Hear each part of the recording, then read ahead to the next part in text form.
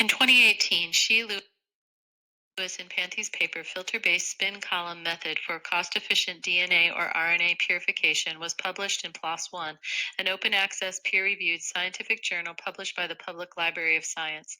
Extraction of nucleic acids from samples is critical to the success of many experiments. Purity and yield of the extracted nucleic acids is key to performance in downstream applications such as PCR and sequencing. In this introduction, the authors give us the background for their experiment by outlining the two basic steps to isolating nucleic acids, extraction and purification. They then walk us through the advantages and disadvantages of two popular methods, organic extraction and commercial purification kits. They introduce organic extraction, followed by ethanol based precipitation as the most common tried and true method for nucleic acid isolation and removing cellular proteins. This method is often used in laboratories because its advantages are that it's cheap, easy, and yields large quantities of pure DNA. Disadvantages include the many steps involved and its unfavorable use of toxic chemicals, usually phenylchloroform, which is harmful to the user and the environment.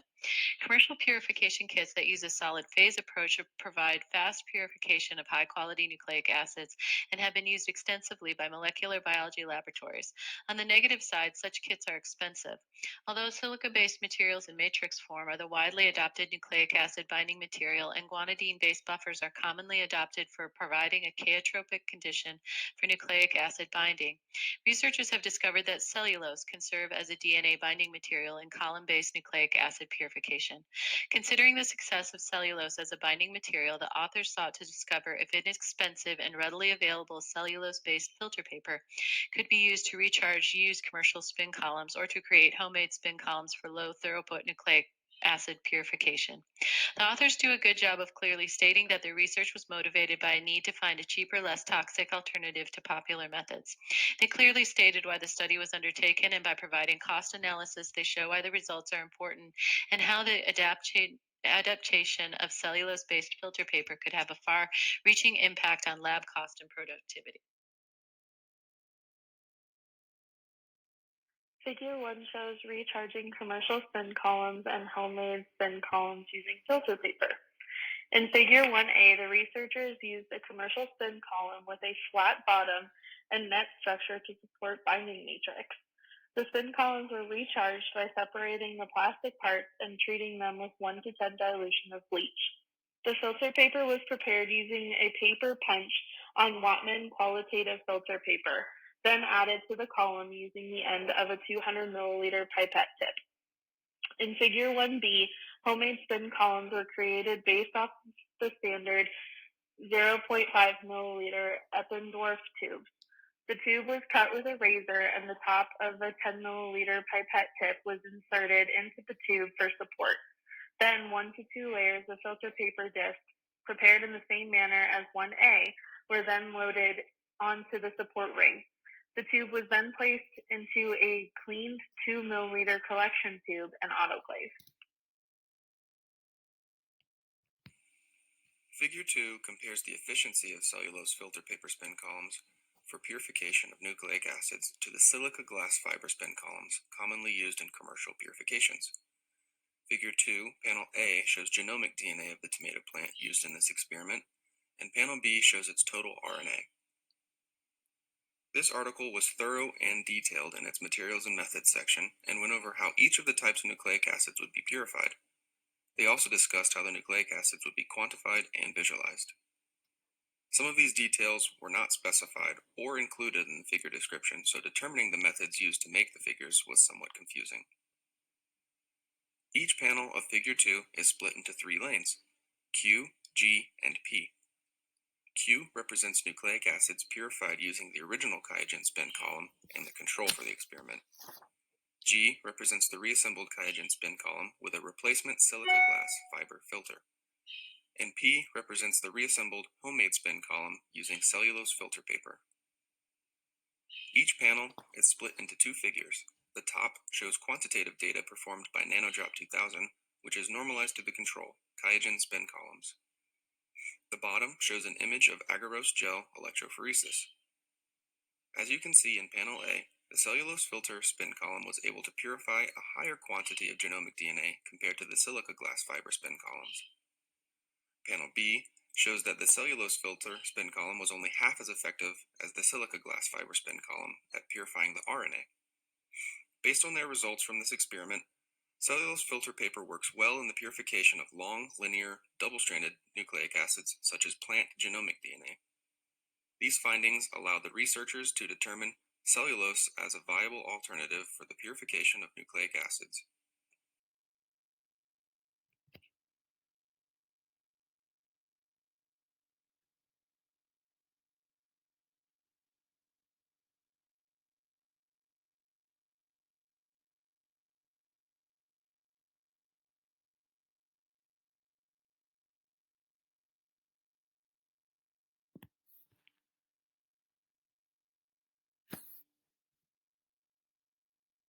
Was the analysis of quality and quantity of the extracted nucleic acids from the three types of spin column. The top graph is generated by averaging the nanodrop reads for the three replicates of each variable and then calculating the standard deviation of each repeat. The y-axis shows the percent that each yield was in comparison to the control of the QIAGEN spin kit. As noted, the two homemade spin columns, G and P, for all but plasmid DNA, proved to have slightly lower yields but are still within range to contend in terms of quantity of the genetic material recovered. The bottom graph are agarose gel electrophoresis images, which are made from a 1 to 1.5% agarose gel that's stained with ethidium bromide. This really gives note to the quality of the DNA bands. The kits for each used are the respective QIAGEN kits for each class of extraction that was performed. For example, there is the PCR kit, there's the gel DNA extraction kit, and then there's the plasmid prep kit. The methodology for obtaining both quality and quantity was justified to keep the analysis consistent across all data, since this was the most uniform way to do it. Tape station or bioanalyzers would yield higher quality and less error-prone data. However, it would be very costly, and most likely 3 to 4 different types of tape would be needed to conclude the results. Although A and B of the figure have had heavily detailed methodology, C, D, and E did not receive the same amount of transparency for the extractions. They're actually, besides in the figure notes, no other mention of methodology for all of the graphs generated for C, D, and E. Populating the data based off the three replicates with the QIAGEN kit as the control group was the proper control in order to compare data to the other two spin filter types. It was the proper control due to, without a baseline of comparison, there is no tell to see how the two homemade spin filters actually performed.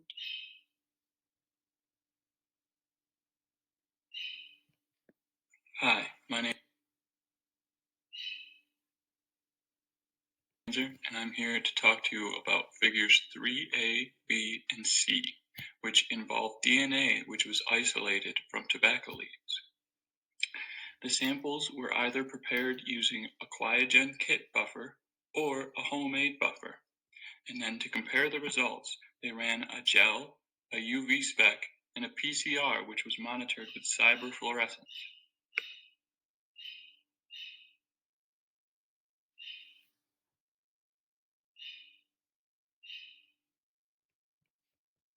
When we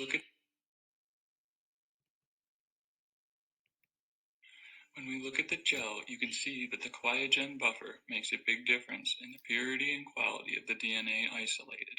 You can see lanes 1, 2, and 3, there is a nice clean band, where in lanes 4, 5, and 6, you can tell that there's some other interaction going on with either the protein and the DNA, or the DNA just did not get purified all the way. When we look at the absorbance spectrum in figure B, you can see that QQ, which is QIAGEN buffer and a QIAGEN column, gave the best results. And we can tell that because we're looking for an absorbance curve where the 260 nanometer peak is twice as high as the 230 nanometer peak. And you can see when they use a recharge column in green, it's not as clean, but it's still pretty good. And then when they use a homemade buffer with a recharged column, here you can see in lane 5, it's not a nice clean band. It obviously has some other impurities in it.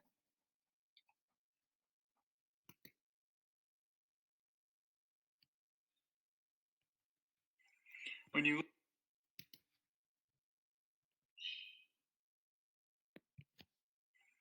you look at figure 3C, which compares 3 duplicate PCR monitored using cyberfluorescent dye, after about 25 cycles, they're able to amplify up their purified sample. So although there are unwanted molecules in their samples, it is still viable and pure enough to work with.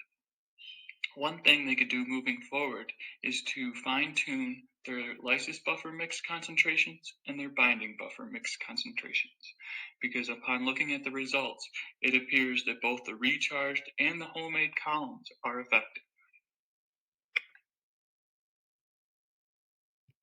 My name is Kylie Morgan, and today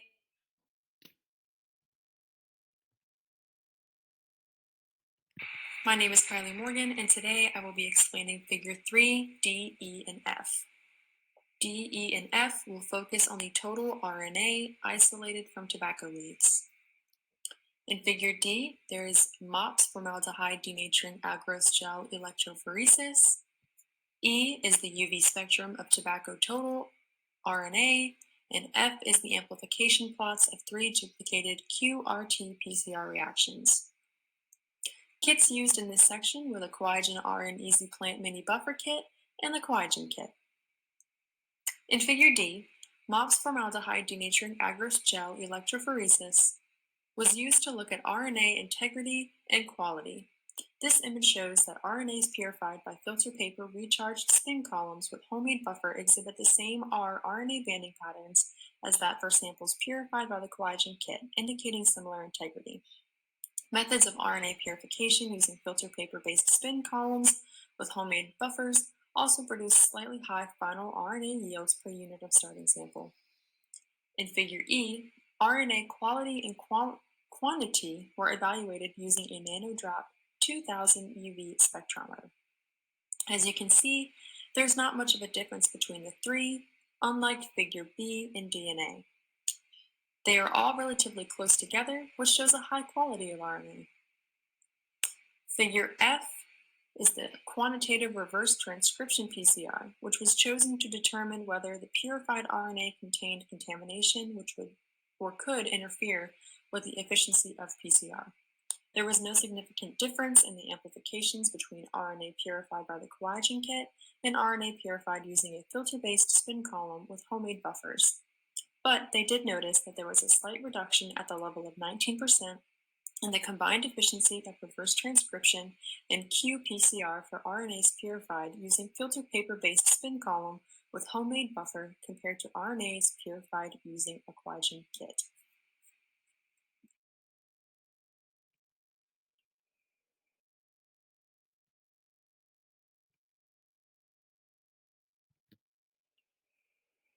Table number 1 illustrates the comparison of 3 manufacturers' plasmid preparation along with the lab's mirror prep protocol.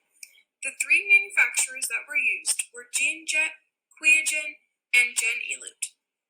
The efficiency of each preparation method was recorded to better determine the most suitable method. In this table and throughout the paper, the most focused approaches were the MaxiPrep, MiniPrep, and MirrorPrep methods. Between the MiniPrep and MirrorPrep, the MirrorPrep had a much higher yield on average than MiniPreps. When comparing MirrorPrep and MaxiPrep, they both had yields within the range of each other, but MirrorPrep portrayed better time savings. Just to give a better idea, regular MaxiPreps can take anywhere from 60 to 160 minutes, whereas the MirrorPrep took less than 30 minutes while remaining cost-effective. I just want to say thank you on behalf of our group for listening to our presentation.